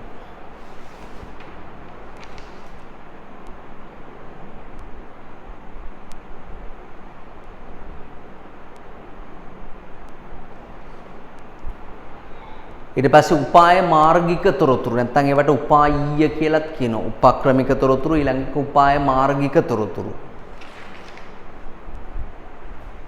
උපක්‍රමික මේක උපාය මාර්ගික නැත්නම් උපායීය කියලාත් කියනවා.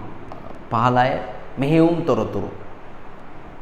තුන්වෙනි එක මෙහෙයුම් තොරතුරු. උපක්‍රමික උපාය මාර්ගික ඊළඟ මෙහෙයුම්.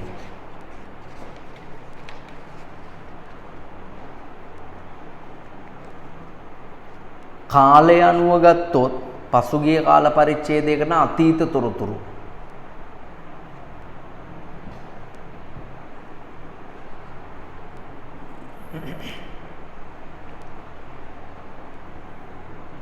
දෙවෙනි එක වර්තමාන තොරතුරු.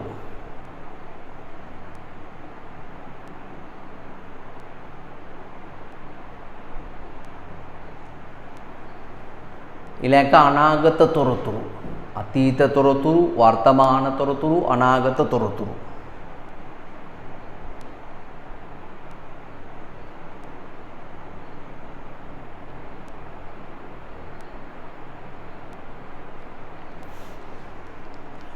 හරි.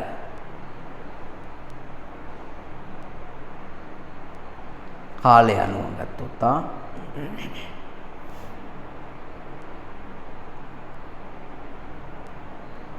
ක්වෙස්චන් එකට යමු. ව්‍යාපාරයකට තොරතුරු අවශ්‍ය වීමට බලපාන හේතු තුනක් නම් කරන්න. ළමයි ව්‍යාපාරයකට තොරතුරු අවශ්‍ය වෙන හේතු තුනක් අපි ලියමු. එකක් තීරණ ගැනීම සඳහා තොරතුරු ඕනි. තීරණ ගැනීම සඳහා.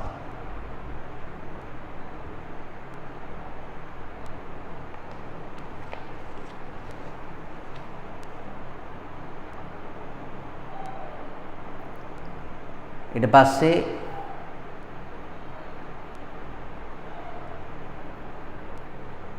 ව්‍යාපාර සැලසුම් සකස් කිරීම සඳහා තොරතුරු අවශ්‍ය වෙන්න හේතු. ව්‍යාපාර සැලසුම් සකස් කිරීම සඳහා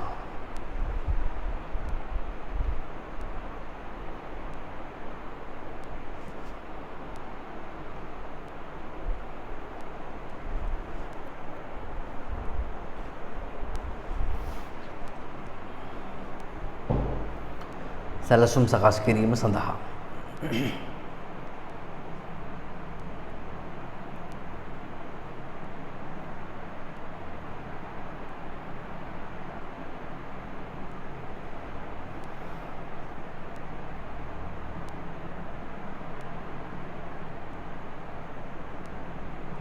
ඊට පස්සේ තරංගයට මුහුණ දීම සඳහා තොරතුරු අත්‍යවශ්‍යයි.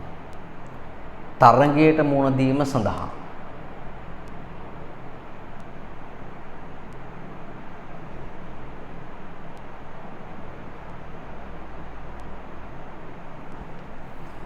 ඊළඟ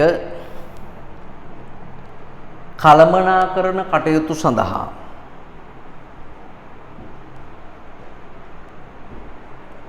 කළමනාකරන කටයුතු සඳහා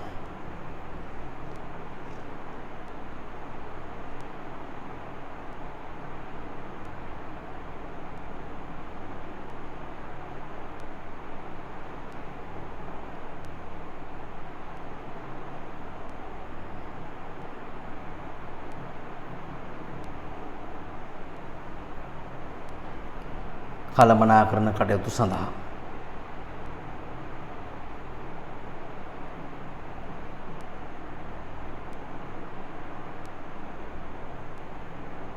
ඊළඟ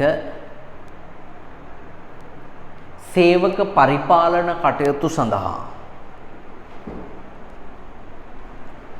සේවක පරිපාලන කටයුතු සඳහා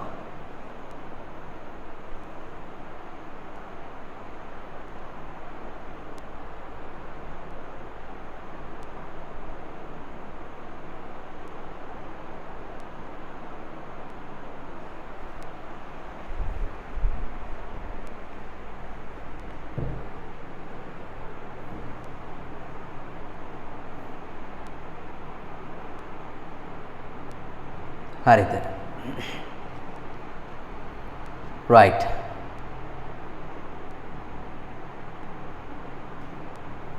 හරි ඊට පස්සේ අපි යමු ඊළඟ කාරණයට. ව්‍යාපාරයකට දැන් අපි ඊළඟ ඒ තොරතුරු අවශ්‍ය වෙන හේතු තමයි පුතා සාකච්ඡා කළේ. ඊට පස්සේ තියෙනවා කළමනාකරන මට්ටම අනුව භාවිත කරන තොරතුරු වල ස්වභාවය කියලා කොටසක්. ඒක අර මම ඔයාලට පැහැදිලි කළේ මේ කළමනාකරන මට්ටම් වල ඉන්න අයට අවශ්‍ය කරන තොරතුරු වල ලක්ෂණ දෙනවා. දැන් ඉහළ අයට වැඩිපුර අතීත තොරතුරු, ගුණාත්මක තොරතුරු, සංවිධානයේ ආවරණය කරන තොරතුරු. හරි නේද? ඉතින් ඒ වගේ මේ සාරාංශගත තොරතුරු. ඒතර වගුව බලන්න, වගුව බැලුවාම එක එක කළමනාකරුවන්ට අවශ්‍ය කරන තොරතුරු වල ස්වභාවය තියෙනවා. දැන් මේවා බලන්න දැන් ඉහළ කළමනාකරුවට උදාහරණයක් විදියට අභ්‍යන්තරද බාහිරද කියලා අහනවා. එයාට වැඩිපුර බාහිර. සාරාංශගතද විශ්ලේෂණාත්මක සාරාංශගත ඒවා. තොරතුරු වලින් ආවරණය වන සංවිධානය සීමා සම්පූර්ණ සංවිධානයටම අදාළ වන තොරතුරු තමයි ඕනේ. ඒ කියන්නේ ඒගොල්ලන්ට ඕනේ උපක්‍රමික මට්ටමේ තොරතුරු. භාවිත කරන තොරතුරු අවදානම ඉහළයි. ඒ කියන්නේ එයා භාවිතා කරන තොරතුරු මත ගන්න තීරණයක් වැරදුනොත් සංවිධානයේ ඉවරයි. කාලය වැඩි වශයෙන් අනාගත තොරතුරු යාට ඕනේ. අතීත තොරතුරු අනිවාර්යෙන් පාවිච්චි කරන්නේ ගොඩක් වෙලාවට පහළ මට්ටමේ කළමනාකරුවෝ. සංඛ්‍යාමය හා සංඛ්‍යාමය නොවන තොරතුරු භාවිතය ගත්තාම වැඩිපුර එයා පාවිච්චි කරන්නේ සංඛ්‍යාමය නොවන ඒවා. සංඛ්‍යාමය නොවන ඒවා තමයි එයා වැඩිපුර පාවිච්චි කරන්නේ. right. ඔනවා තමයි සාමාන්‍යයෙන් තියෙන දේවල් වෙන්නේ. හරි. කෙටි ප්‍රශ්න ටික කරමු මාත් එක්කම. දැනුම සමාජය තුළ ආර්ථික සම්පත ලෙස වැදගත් වෙන්නේ මොකද්ද? තොරතුරු. දත්තයක් නොවන දේ මොකද්ද? ප්‍රස්ථාරයක් කියන්නේ දත්තයක් නෙමෙයි. ඒක දිහා බලලා තීරණ ගන්න පුළුවන්. දත්තයක තිබිය යුතු ලක්ෂණයක් නොවන්නේ දෙක පිරිවැසයිත විය යුතුයි.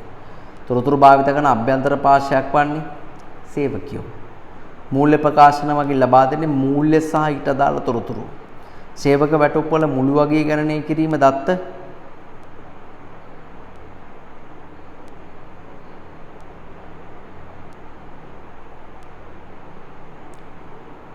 සැකසීමයි.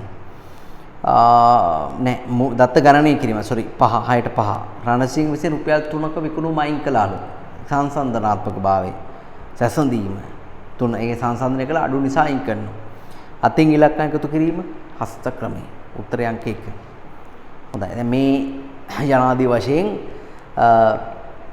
අපිට එතකොට මේ තොරතුරු දත්ත හා තොරතුරු අතර වෙනස්කම්, ඒ වගේම තොරතුරු වල තියෙන ලක්ෂණ, තොරතුරු වර්ගීකරණය, දත්තයක් තොරතුරක් බවට පරිවර්තනය කරන්නේ කොහොමද කියන කාරණාවන් පිළිබඳව තමයි මේ වීඩියෝ එකේදී අපි ඉගෙන ගත්තේ. අපි ඊළඟ වීඩියෝ එකේදී තොරතුරු පද්ධති වල මූලික ලක්ෂණ සහ වර්ගීකරණයන් පිළිබඳව සාකච්ඡා කරමු. ආයුබෝවන්.